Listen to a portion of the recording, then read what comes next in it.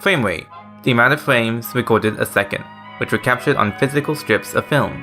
The earliest film cameras did not have a consistent frame rate. A lot of the cameras and projectors were also hand cranked, which allowed for techniques such as over-cranking, like 32 FPS in a 16 FPS film, and then the projector plays that at a 16 FPS speed, which creates slow motion, and under-cranking, which lowers the frames recorded, like 8 FPS in a 16 FPS film, so that when it played a projector at 16 FPS, the scene is 2 times faster than normal. Frame rate was very fluctuating in cinema until silent films evolved into sound films, which needed to be synced to the visuals. That's also why these things are clacked before a scene begins. The clack helps to sync the video and audio. So the new standard of films was 24 frames per second. Almost a century later, all the big movies are still at 24 FPS, even though today we use high-speed digital cameras and computer-aided editing software which makes higher frame rates much more accessible, and therefore smoother video possible. However, we still maintain that frame rate when we could be showing movies at 30 FPS like television or even higher frame rates. And I want to give an artistic defense for lower frame rates beyond the obvious.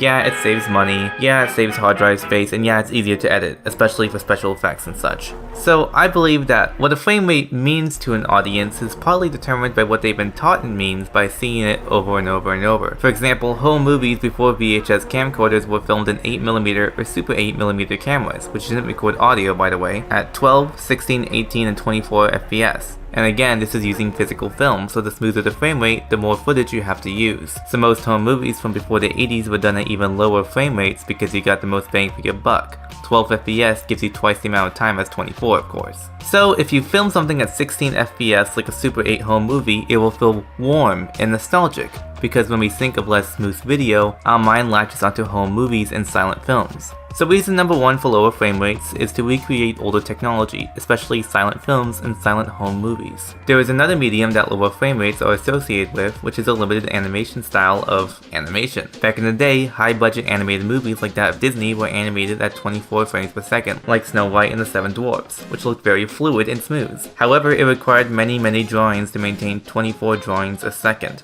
The lower the frame rate, the less you have to animate. So an entire style of cartoons were defined by the limited animation. And that is a term for this type of animation, limited animation. For example, cheap Hanna-Barbera cartoons like the Flintstones have stationary characters with only the head animated and the rest of the body stationary. That's why all the Hanna-Barbera characters have neckties. Fred Flintstone, Yogi Bear, Snagglepuss, all the Jetson characters have wings around their necks, Scooby-Doo with a dog collar. All of these characters have some line to separate the head from the rest of the body, so that the body can remain still and only have the head drawn. Many animation cycles, like running for example, are recycled. When they run, the background is repeating, and once you pay attention, you realize just how little actual smooth movement there is in cheap cartoons. This limited animation style brought down the amount of drawings per episode from 30,000 to 2,000. Now, the real pioneer of limited animation as a legit art form wasn't the Flintstones, it was anime. Japan was in an economic depression after World War II, and the godfather of anime and manga, Osamu Tezuka, pioneered cartoons that had very little actual movement and were very cheap, with his first TV anime Astro Boy,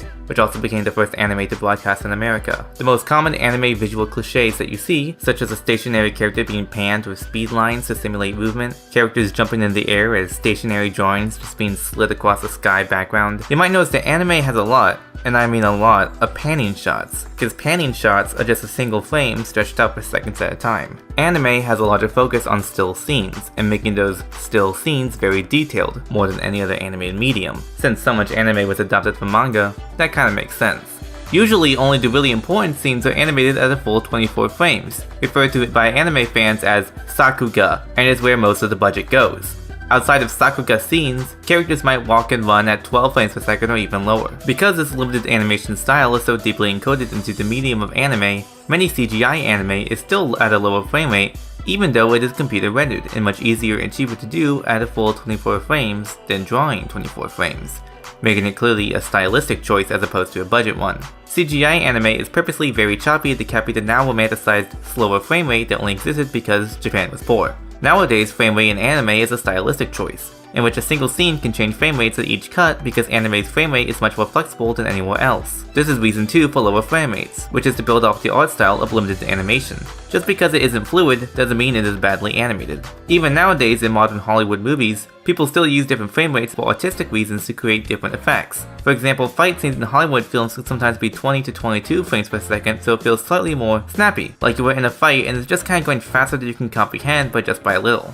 This can be played at 22 frames per second, but it can also be recorded at 22 but played back at 24, which is undercranking, making everything seem to go by just a bit faster. This is also done in chase scenes and driving sequences, where characters are running or driving a bit slower in reality but played back at a slightly faster speed. In the Fast and Furious movies, they constantly shoot the action at 22 and play back at 24, so it feels slightly more fast, but not so much that it is noticeable to the audience as being sped up. In Mad Max Fury Road, the frame rate was manipulated half of the movie. Quote, "Something like 50 or 60% of the film is not running at 24 frames a second, which is the traditional frame rate. It'll be running below 24 frames because George, if he can't understand what's happening in a shot, he slowed it down until he could. Or if it was too well understood, he'll shorten it or he speed it up back towards 24. So manipulation of every shot in the movie is intense. The undercranking and overcranking makes up the entire film. It is also worth noting that overcranking results in less motion blur, which can be seen as jerky or disorienting, but is done on purpose to convey the chaos of a scene. Motion blur can be affected by the shutter speed of a camera, which is how long film or a digital sensor is exposed to light. Fast shutter speeds, such as 1/1000th, only exposes film for a thousandth of a second, and has very little motion blur, which makes images very sharp. But slower shutter speeds, such as 3-second shutter speed, exposes film to light for 3 seconds, which exposes so much motion blur that it makes images like this, known as long exposure photography. Why am I bringing this up?